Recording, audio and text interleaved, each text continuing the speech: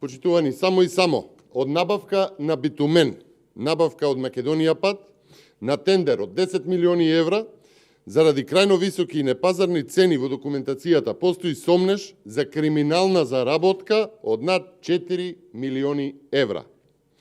Македонија пат на 9 мај склучила договор за 2 години со компанијата Top Build Oil од Скопје, член на група Hifa Oil од Тешањ, Босна и Херцеговина, како носител на набавка на 9350 тони битумен. Тоа се вкупно броено во цистерни, 374 цистерни за транспорт по 25 тони битумен. Зошто е ова важно, ќе дознаете подолу во пресот. Цената на битуменот се гледа на берза и таа е еднаква за сите и изнесува 592 евра за тон.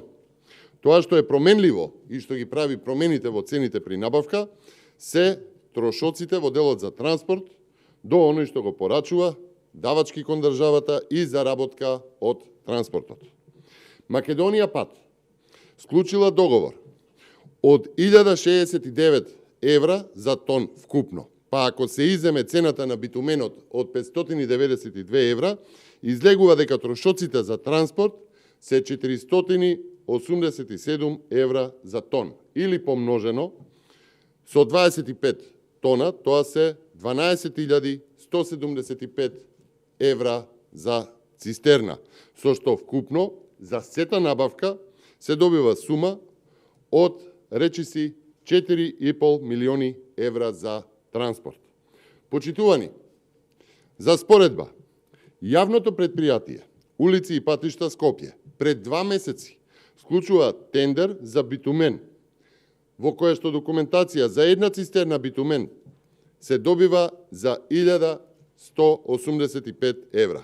Македонија пат според договорот за 12.175 евра. Тоа се без малку 11.000 евра разлика во цена само по една цистерна. Набавката е за 374 цистерни. Пресметано во пари, тоа е над 4 милиони и 100.000 евра само од разлика во цената помеѓу Македонија пат и Улици и патишта од Скопје. Почитувани, цената која што Македонија пат ја прифатила за да се донесе битуменот е нереална и превисока. И ако се споредува и со други набавки, но и ако се земе предвид реалната цена на пазарот за транспорт, се работи за договор, тендер по крајно високи и непазарни цени. На тендер од 10 милиони евра, над 4 милиони евра е разликата која што влегува во заработката. Ова е случај кој што мора да биде испитан, мора да биде отворен од институциите, постои сомнеш за криминална заработка од над 4 милиони евра. Зошто се прифатени толкави цени? Дали се проверени цените на пазарот за транспорт?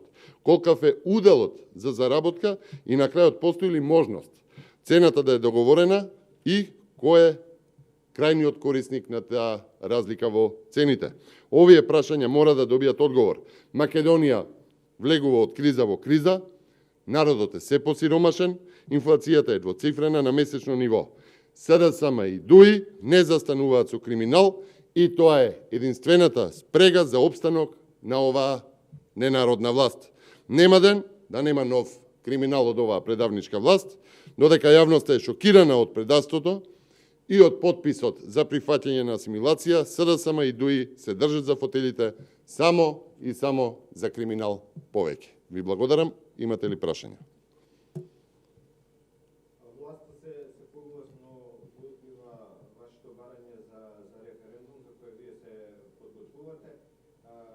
Вчера и председател Мицкоски рече дека има отворено инсталации во опозицијата кои работат против референдумот.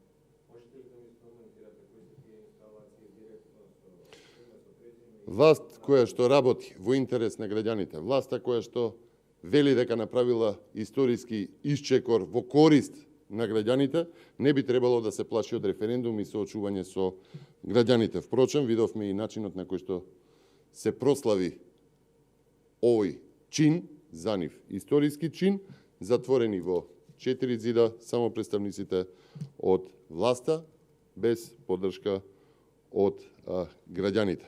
Што се однесува до целта на оваа власт, која што има изгубено поддршката од граѓаните и заради што и се плашат од граѓаните да се соочат со нив, се гледа и според овој през денеска што го одржав. Само при набавка на битумен постои разлика во цена и можност за криминална заработка од над 4 милиони евра од 10 милиони евра. Ви благодарам. Друго прашање имате ли? Ја благодарам. Ви благодарам.